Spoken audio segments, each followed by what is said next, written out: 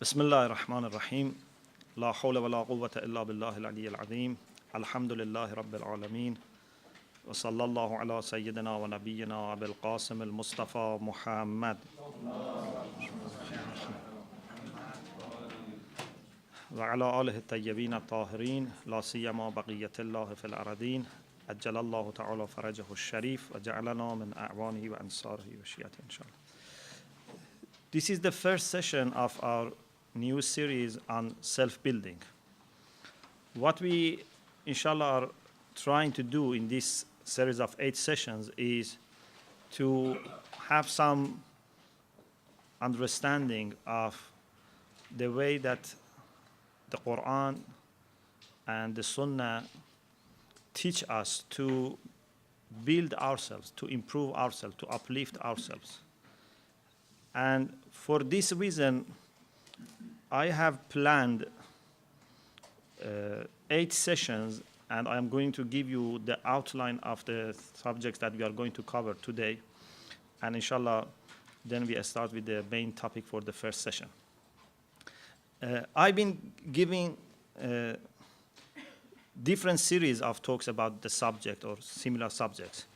But this is particularly planned just for this course because first of all, you know already something about self-knowledge, or most of you.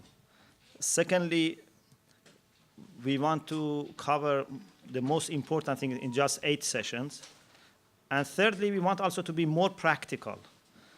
So I tried my best to design the course in the way that although we know the theoretical aspect, but also we don't neglect the practicalities. We learn some of the techniques, some of the instructions which have been given by our experts. So inshallah, what we are going to do in the first session, and inshallah soon you will be given a copy of this outline, we are talking about different factors bearing on decision making, how we are able to make a decision, because we human beings are free. So if we are free, we need to know how to exercise this freedom in the way which suits us, in the way which can secure our interests. So what are the factors that bear on our decision making, and what is the importance of knowledge in decision making, and what kind of knowledge we should have for being able to make proper decision for our life. So this is what we are going, inshallah, to cover today.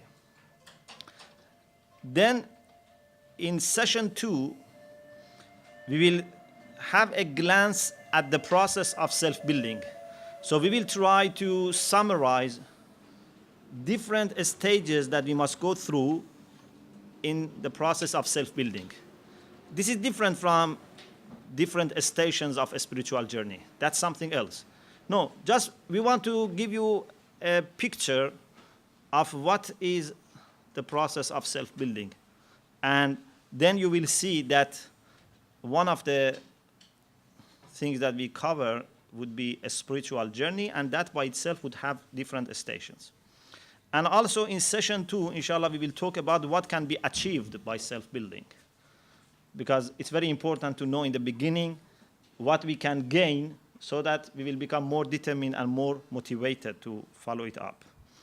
In session 3, inshallah, we will talk about different methodological approach to ethics. Because among Muslim ethicists, among Muslim experts on akhlaq and spirituality, there have been different attitudes. Some have adopted a more philosophical approach.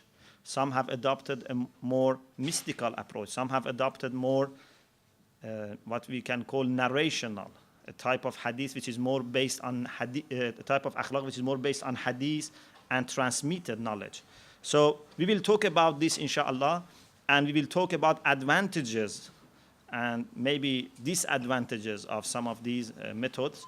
And we will see what would be possible for us as a collective approach, which would try to collect all the advantages of these attitudes without suffering from those disadvantages that one of them or more may have.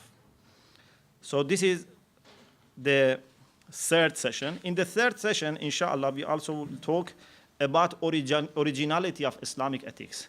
Because some people think that Muslim ulama, Muslim experts have just copied, for example, the work of Aristotle or other Greek philosophers. But this is not the case.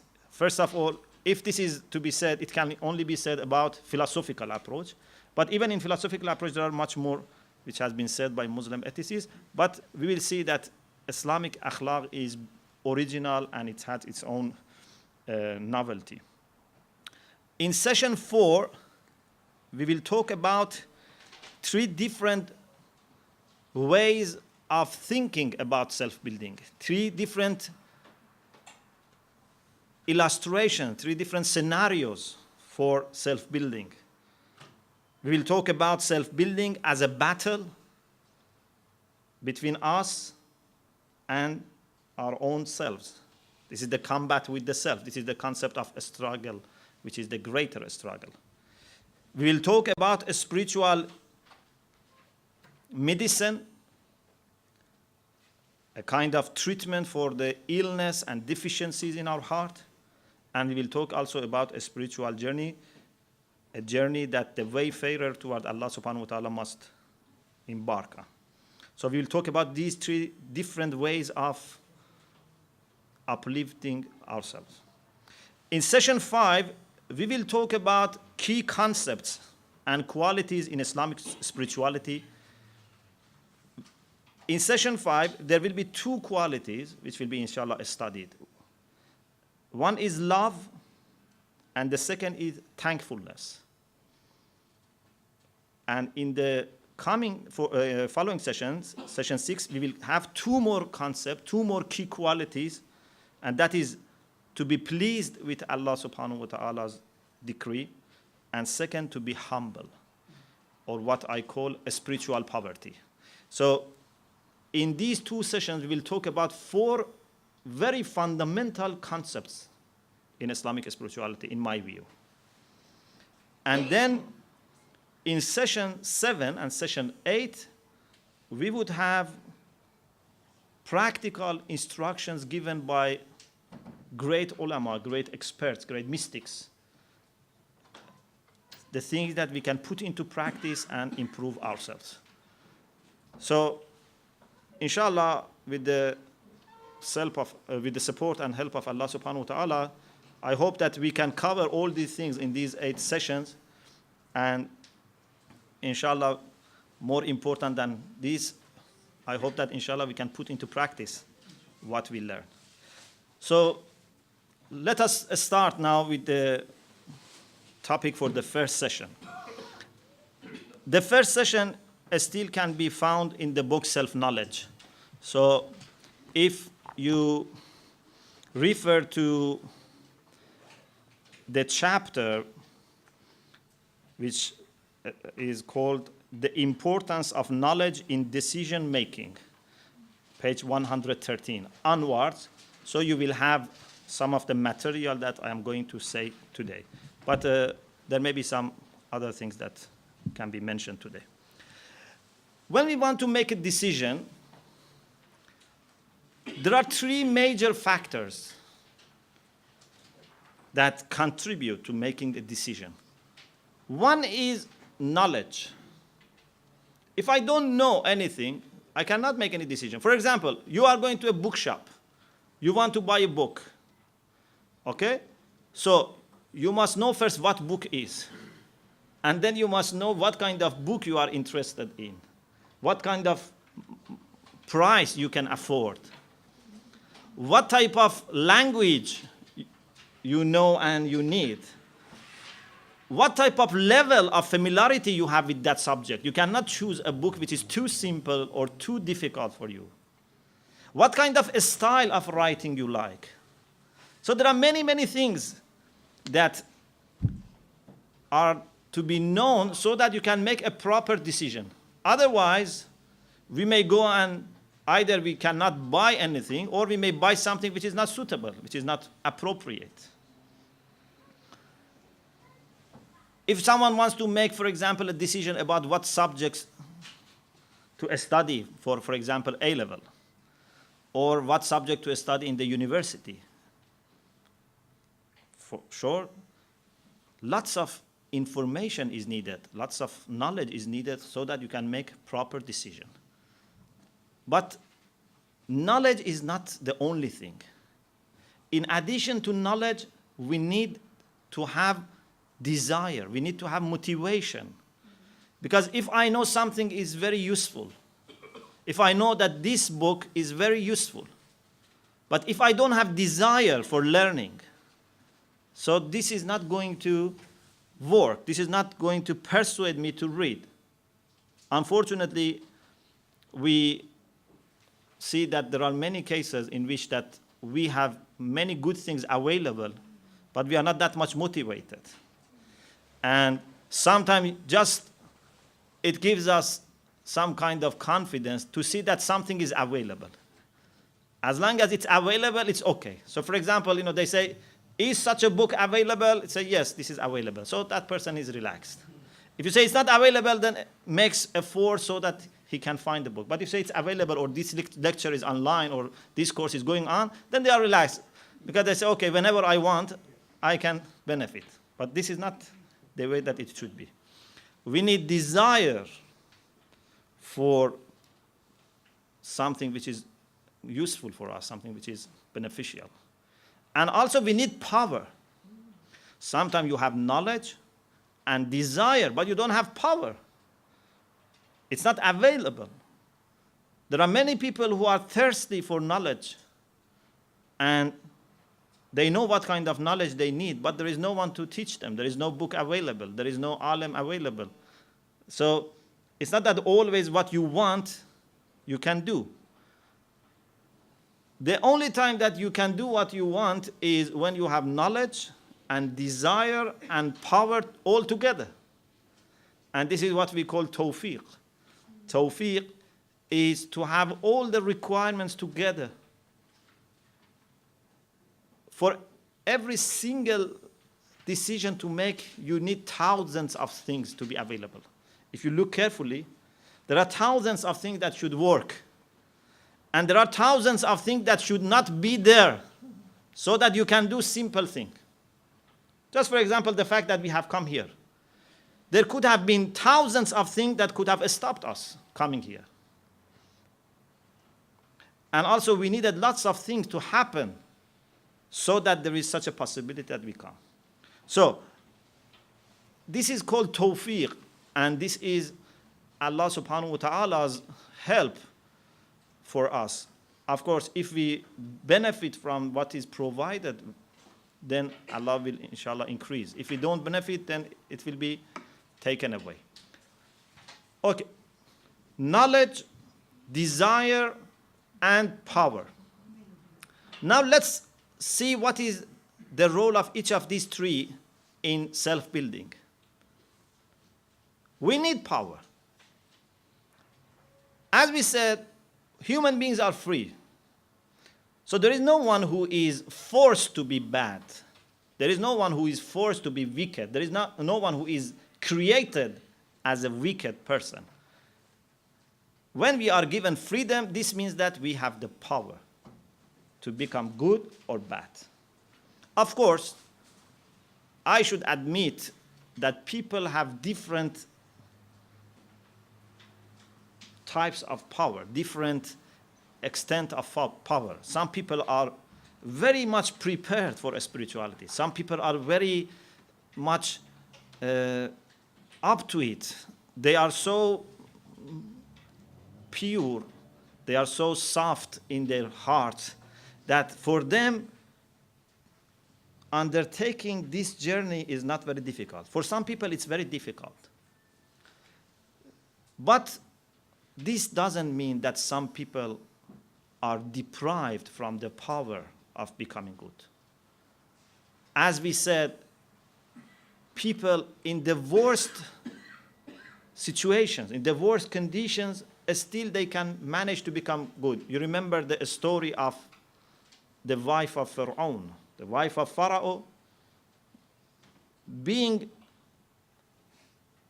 forced to somehow live with Pharaoh and in the palace of Pharaoh and eating the same food that was provided for Pharaoh and all those things, still she managed to be a mu'min to the extent that Allah subhanahu wa ta'ala says, ضَرَبَ اللَّهُ مَثَلًا لَلَّذِينَ آمَنُوا امْرَأَةَ فِرْعَوْنَ. She became a role model, a good example for all the believers, including men and women.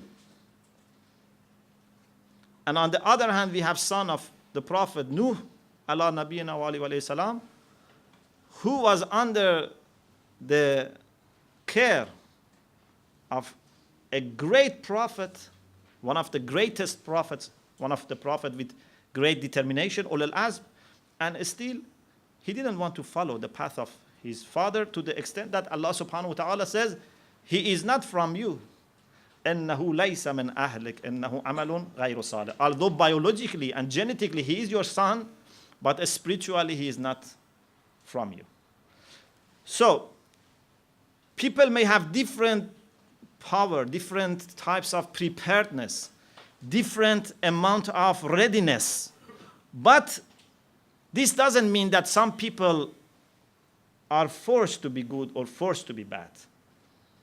And what is important is that Allah subhanahu wa ta'ala judges us according to what He has given to us. لا يكلف الله نفسا إلا ما آتاها. So for the people that find spirituality more difficult, a little they do would be equal to great things that the people who are everything available.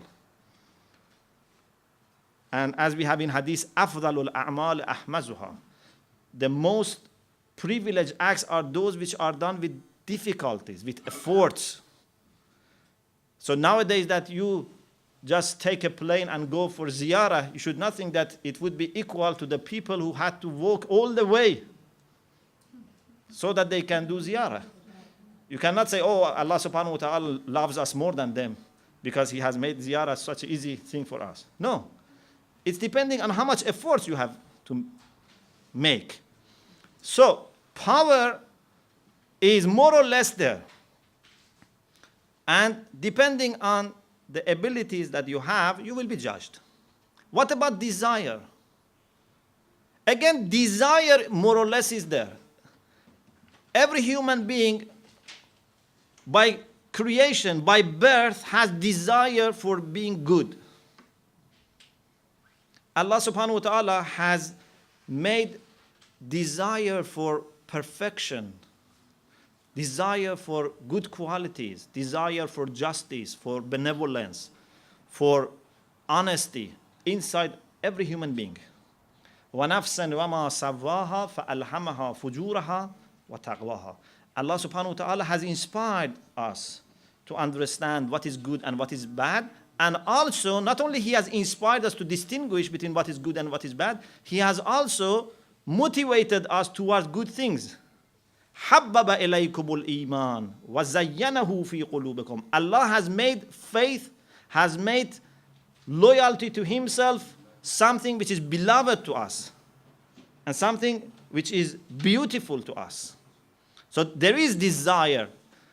Unless a person distorts his nature to the extent that he finds good things bad, to the extent that he finds sins and disobedience to Allah subhanahu wa ta'ala enjoyable, unless a person does this with himself, there would be no problem in having desire for perfection, for self-building. So desire also is there. Of course, the more we follow this journey, the more we go forward, the desire becomes stronger, the determination becomes stronger, and the journey becomes easier. As we have in hadith, there is a comparison to be made between journey towards Allah subhanahu wa ta'ala and journey towards shaitan. In journey towards Allah subhanahu wa ta'ala, the beginning is difficult because you need to resist all the temptations. But gradually it becomes easier as easier. This is also the law of inertia, that to start is more difficult. But when you start, to go on is easier. But the way towards hell or towards shaitan, in the beginning is very easy. You just follow your temptations and lower desires. But then suffering starts. Day by day it becomes more painful. And it will become more difficult to stop. This is why we have in hadith, حُفَّتِ الْجَنَّةُ بِالْمَكَارِهِ وَحُفَّتِ النَّارُ بِالشَّهَوَاتِ. The way towards heaven is surrounded by some difficulties. The way towards hell is surrounded by your lust and lower desires. So in the beginning you enjoy the way towards hell. But gradually you start that what is the problem? Like what? Like a person who has some, for example, disease, like some diabetes. So when this person drinks a sweet drink, first he enjoys. But after few hours, the problem starts. And he will suffer. So, desire more or less is there, power more or less is there. What about knowledge? I think knowledge is the most important thing to begin with. Because although everyone has some knowledge, as we said, Allah has inspired us to understand what is good or bad. But to have a better understanding, to have a more profound understanding, we need to make more efforts. And if we know the benefits, the outcomes, the great achievements that we can make when we follow the path towards Allah subhanahu wa ta'ala, it would be very difficult to be pleased with something else. If someone starts experiencing the beauties of the path towards Allah subhanahu wa ta'ala, then he will not be pleased with anything else. As Imam Sajjad alayhi salam says, Ilahi man dhal ladhi dhaga halawata mahabbatika farama minka badala. O Allah, who is the one who has ever tasted the sweetness of your love, then he is pleased with something else. If you have experienced the sweetness of honey, then you will not be pleased with just sugar, which is artificial. You will be going after honey. If someone is able to see, to hear, to feel godly things, then he would not be pleased with anything else. So knowledge is very important, and by having proper knowledge, then it will be much easier to follow our journey. So what kind of knowledge we need? This is the important thing. In Islam, knowledge as such is important, and knowledge is praised. But we must know that it's not every kind of knowledge that is spiritually beneficial. It's not every kind of knowledge that Islam recommends to everyone.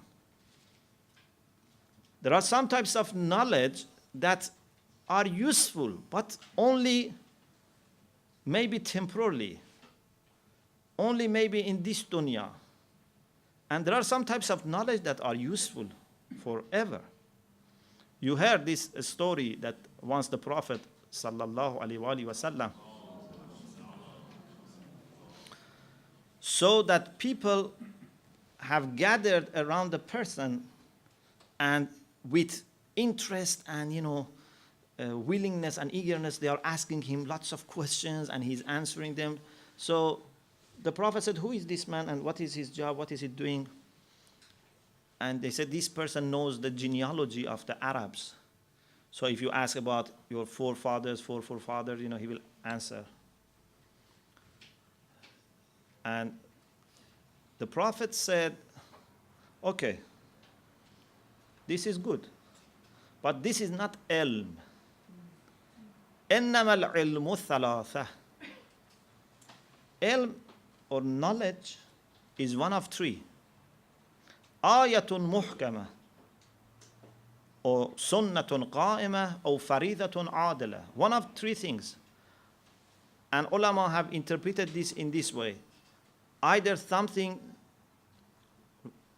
regarding your beliefs, something that help you understand Allah subhanahu wa ta'ala and the creation, the way that this world is governed, or something related to akhlaq, to way that you can improve your habits, you can improve your qualities, or something related to your legal requirements, to the practical rulings. وَمَا عَدَاهُنَّ or مَا خَلَاهُنَّ فَضْلٌ. Whatever other than these three is good, is a merit. It's better than not knowing. But it's not ilm in this particular sense. It's not light for your heart. Al-ilmu nurun. Ilm is light. But what kind of ilm? That kind of ilm which makes you better able to understand Allah subhanahu wa ta'ala and the way that Allah subhanahu wa ta'ala regulates and runs this world and the way that we can better adapt ourselves to this world. This is ilm. This is light. Other types of information is useful. We are not against any kind of. Indeed, Islam encourages people to acquire all different types of information. When the Prophet said, "Utlubul ilm walau bisin," acquire knowledge even if it requires you to travel up to China, this didn't mean knowledge about Islam. So any kind of information is important, and this is why Muslims manage to develop a very important civilization, not only about Islamic, sciences, in every aspect of science. So I'm not underestimating other types of information. But what I am saying is that every person, according to his interests and talents and the requirements and the needs, can choose one or two sciences and types of knowledge and go for it. Okay. But there is one type of knowledge that is universal. Everyone needs. And that is the knowledge about your relation with Allah subhanahu wa ta'ala. What was the third one? Sorry, I missed the third one. Yeah. The first one, mainly about Allah subhanahu wa ta'ala. Second, ethical and moral development. And the third one was? Ethical, legal requirement, and also your beliefs. So we have a general, a universal type of knowledge which is required for everyone. This is the type of knowledge that helps us to understand ourselves. This is the issue of self-knowledge.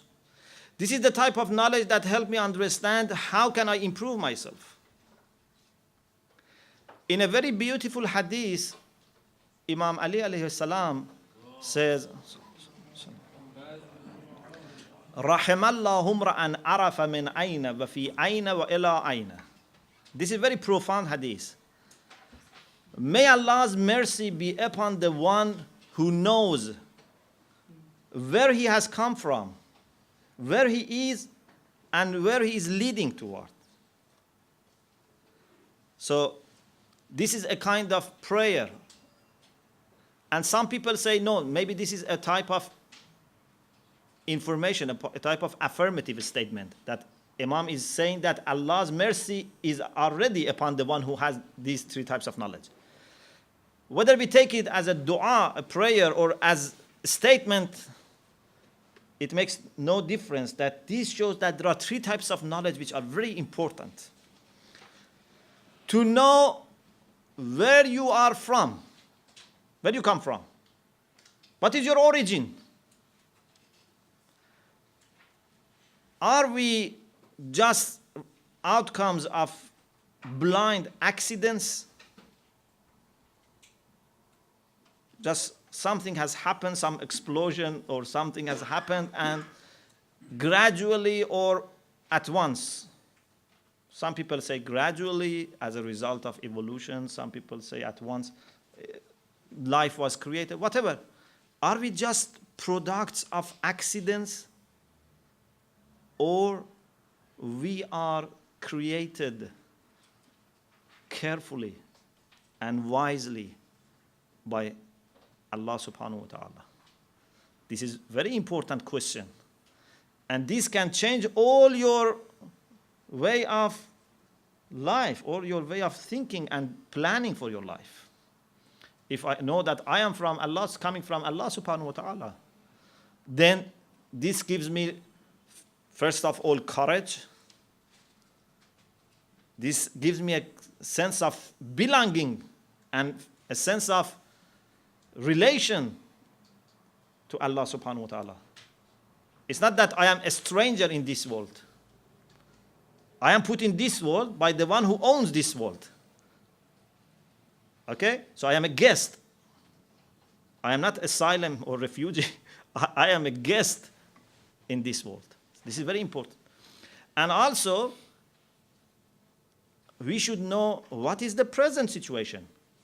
Rahimallahu ra'an arafa min ayn wa fi ayn. Where are we? What is our current situation? What is the nature of this life? What is the reality of this life?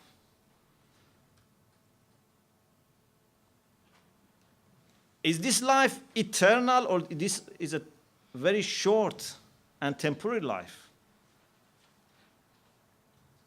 There are many verses in the Quran about the reality of this life.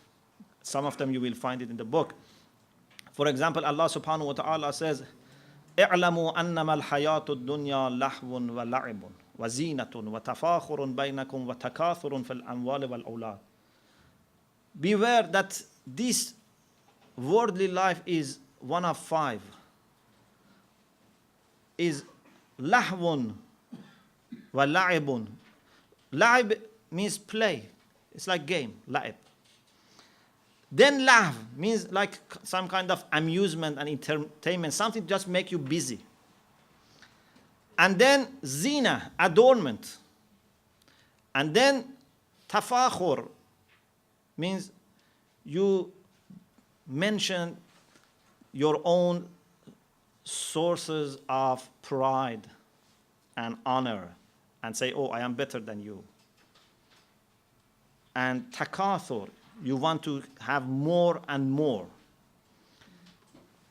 Some ulama say this refers to 5 successive stages of life. When we are a child, the most important thing for us is playing and games. When we are teenager, the most important thing is lahv. Lahv is different from la'b. Lahv is to make yourself busy. So this is when they ask, what should we do in our extra time? We are bored. They want something just to make them busy. And then when someone becomes young, then zina, adornment, to look beautiful. So about hairdressing, about a style of dressing, all these things to make yourself beautiful. Then after that, when someone has found a job and has some maybe degree, some study or whatsoever, some business, then it's a matter of tafakhur and takathur. You want to say that I am better off, I am better than others, I have this and that, and also I have more. If you have 2 children, I have 3 children. If you have 1 house, I have 2 houses. If you have 1 car, I have 2 cars. Or other things. If you have written 1 book, I have written 2 books. Not only this, Allah subhanahu wa ta'ala says that even people were so ignorant that they were saying, I am better than you because we have more graves in our cemetery. Alhaakumut takathur hatta zurtumul maqabir. So we have more graves in our cemetery. So we are better than you. Yeah. So this is the nature of this life. But this is the apparent and the first appearance of this life. But this life has another dimension. And this can be something through which we can achieve pleasure of Allah subhanahu wa ta'ala, as we have in hadith, ad-dunya mazra'atul akhirah. This can be a farm in which we can plant for our akhirah, to harvest in akhirah. So it's very important to know our present situation, to know what is the reality of this life. There is an ayah which is very important, and Allah subhanahu wa ta'ala says, Ya ayyuhan nas inna wa'dallahi haq fala taghurrannakum al-hayatu ad-dunya wa la yaghurrannakum billahi al-gharur. O people, this is not only for believers, O people, verily Allah's promise is true. I am very sorry to see that Allah subhanahu wa ta'ala needs to put emphasis to make us believe that His promise is true. Inna wa'dallahi haq. Why we don't accept Allah's promise and He needs to emphasize. So His promise that there would be eternal life for you is true. His promise that everyone will taste death, كل نفس ذائقة الموت, is true. فلا تغرنكم الحياة الدنيا. So do not let this life deceive you. And do not let shaitan, who is gharur. Gharur is different from ghurur. Gharur is the one who deceives a lot. Do not let shaitan deceives you. So this is the nature of this life, and we should know. And also our future. We should know what can we become, what is waiting for us, what we can achieve. So if we know properly our origin, our present situation, our future, and the way these interact, what can I do today so that I can have happiness in future? This is very important. Because whatever we do now is to secure our happiness in our future. So we should know how these things interact. What are the best things for future? If you want to make a trade, you want to make, for example, some import. If you bring in some goods to a country and you don't know what is useful to be sold in the market in that country, you will lose. You must know that what are the things which would be purchased quickly, what are the things that can be generate money for you.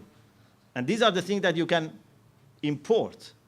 We should know what are the things that can secure our happiness in akhirah, and those are the things on which we should invest. So, to sum up what we said today, we said that to be able to exercise our freedom wisely, we need to have proper knowledge. Although power and desire are important and are required, but more or less everyone is given power and desire. What we need deliberate attempt to achieve is knowledge, especially knowledge about our origin, about our present, about our future, and the way these can interact. What kind of action today can help me tomorrow? What kind of negligence today can harm me tomorrow? These are the things that we need to learn. وآخر دعوانا أن الحمد لله رب العالمين.